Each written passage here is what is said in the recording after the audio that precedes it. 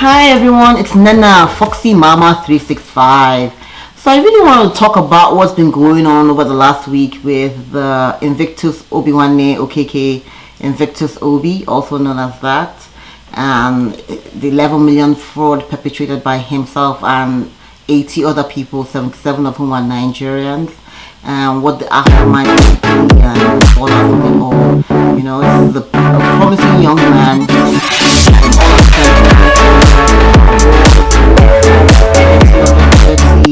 You know, he was into agriculture, oil and gas, allegedly. All this is allegedly, you know. So I got the story. We got the story in a group chat, and it made for good reading. And I was like, you know, it was kind of long, but I was like, oh, this is actually a good, you know, a good story to read. It is not about any of the individuals currently involved. I believe not, but it's something that I think this is pretty much how it always ends. It usually ends up for most people that are doing Yahoo. Okay, well, of course we still don't know all the ramifications, but at the end, some of the ramifications are already beginning to, you know, like some people are beginning to cancel contracts, and the US embassy and visas and stuff like that. It's not yet confirmed, but it's alleged that the US might do something about granting visas, and then of course people that want to come are thinking of investing in the country, and those are the little ramifications that we're seeing right now, but for sure there are wider ramifications to come. So hang with me and let's read this together. Now, this article was by Luke O'Brien, and it was in Fortune magazine in 2011, I believe it was, and he writes, Luke O'Brien writes, a luxury suite at the W Hotel in Dallas is a good place as any to conquer the world. At least it seemed that way in 2007 when Tobechi Onwuhara got the crew together. They would meet there often, 7 or 8 of them. Some had nicknames from the Ian Fleming lexicon, C, Q, and E. Others were called Muki, Orji, Uche. They would spread out on designer sofas and at the wet bar open 3-ring binders and fire up laptops with hard to trace wireless cards. On a nearby table, there'll be a prepared cell phone with area codes tapped to them.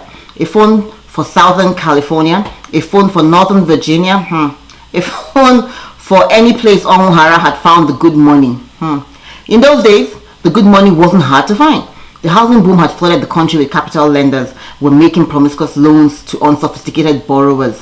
It was an ideal environment for Onwuhara, a 27-year-old pug-faced visionary. Pug-faced? Okay. Who favored True Religion jeans and Ed Hardy shirts.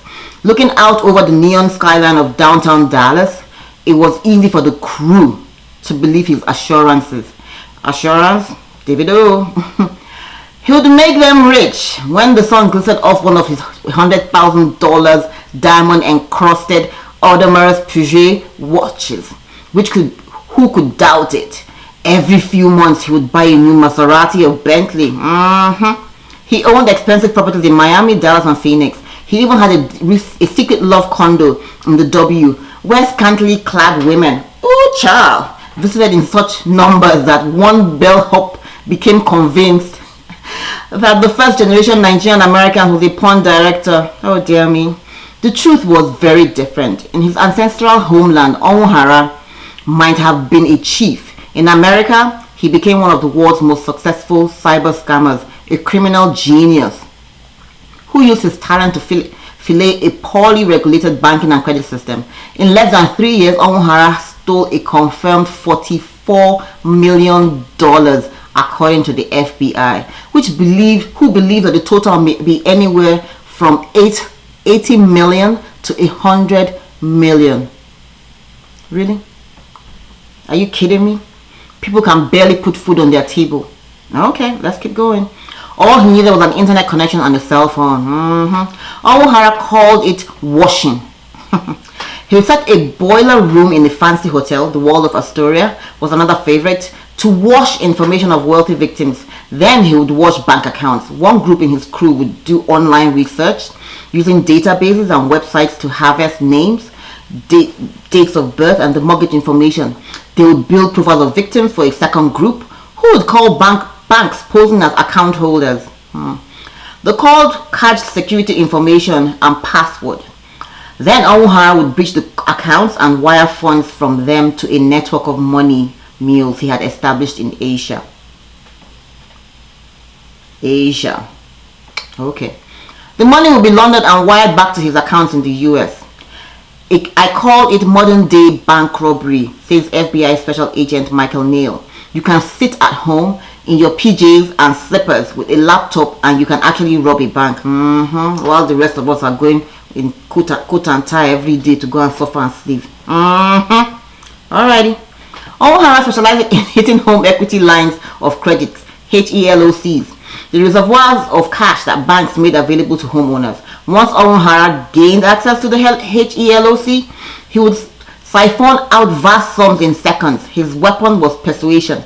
It got him enough money to start building a colonnaded fortress in Nigeria, enough to gamble at high stakes table in Vegas casinos all night. Even his accomplices appeared not to have known how much he was really pulling down. Not even his beautiful fiancée, Precious Matthews. Okay. He was playing all of us, says Paula Gibson, a member of the crew. The bank, us, Precious, everybody. Conversations with Gibson and other Owohara associates, interviewed with his family and with investigators, and hundreds of pages of court documents revealed a digital scavenger of extraordinary court creativity and guile. Owohara orchestrated his swindling using information about homeowners that is widely available online. In fragments, this information is innocuous. When assembled properly, it can be used like an electronic skeleton key to get into almost any credit account. Ooh, that's frightening. Owohara needed only a few short years to rack up an illicit fortune, and he's still at large. The son of an entrepreneur. The state of Abia in Nigeria stretches from the plains of the north to the riverine flats in the south and resembles on the map a giraffe's head. I didn't even know that. Okay. It was a swath of farmland filled with yam fields, cashew orchards, and the sorrowful memories of Igbo people. Yes, true.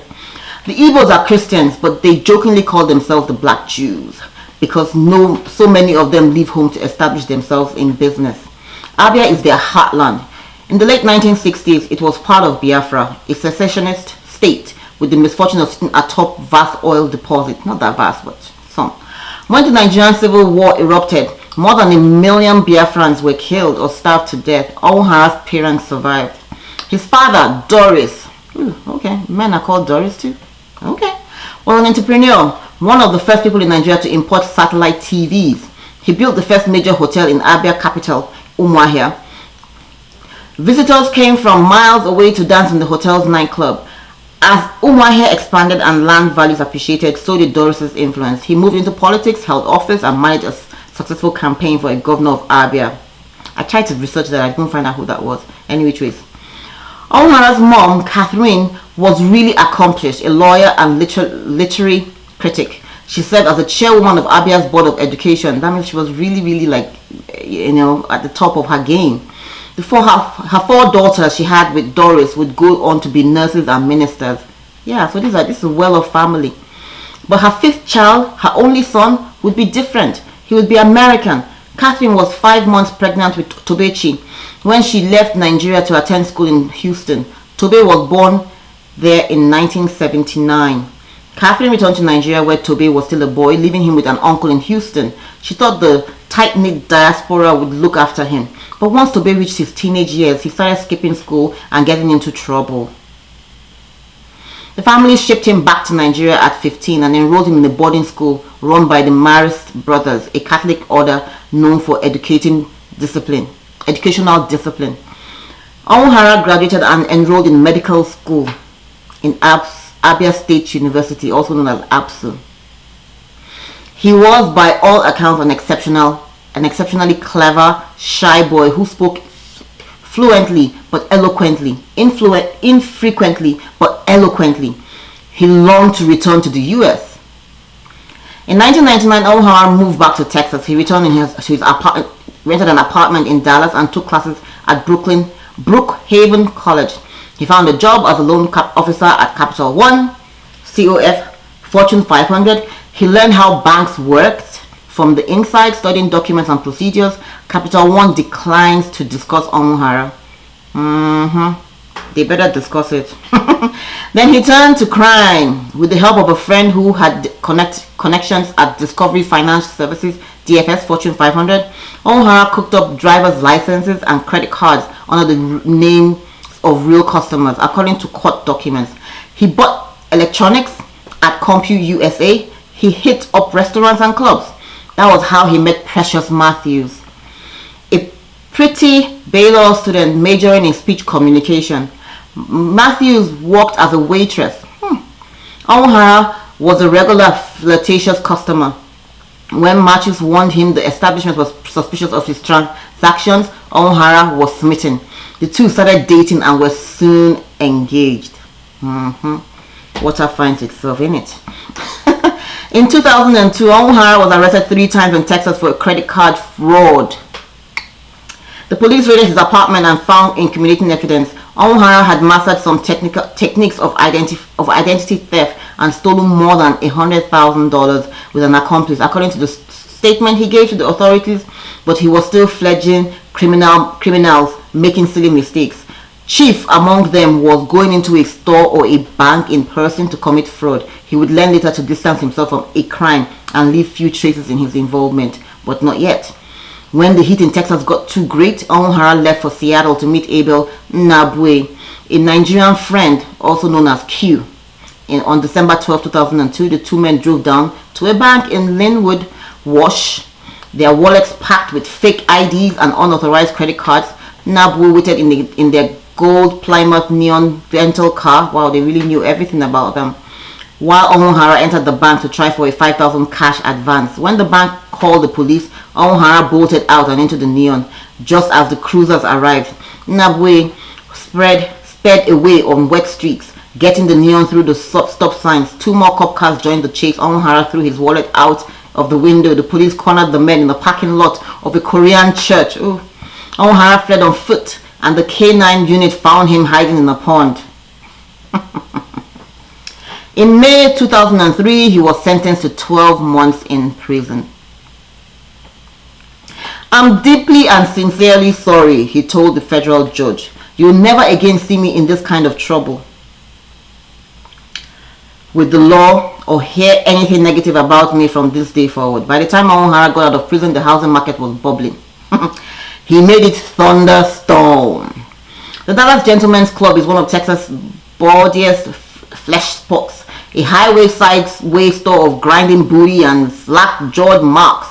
The club attracts big spenders, athletes, rap stars, but Omohara made them look like flunkies. When he walked in, the strippers were beeline for him, their cell phones lighting up as they called their off-duty friends. "Get over here! T just showed up." They knew what time it was, girls. They knew what to expect. $650 bottles of Cristal, 2,000 stacks of one for his entourage, 50,000 in a briefcase he emptied out. During a single dance, he would drop so much money the girls needed 2 more songs to scoop off all the bills off the floor. He would repeat this performance several times a week. Okay. That's living the life, wasn't he? He didn't just make it rain, one dancer would later tell the authorities. He made it thunderstorm. Okay?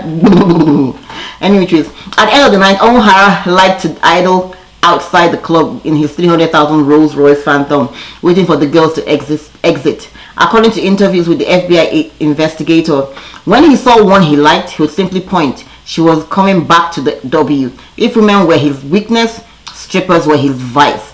But Precious would eventually find out. Still engaged, she and Omohara had moved in together. That's just sad though, right? Yeah, that's kind of sad. The studio's soft-spoken Toby had disappeared. Omohara, now known as T, was the owner of SWAT Up Entertainment, a rap label, a deluxe apartment in Dallas, and a mansion in Miramar, Florida.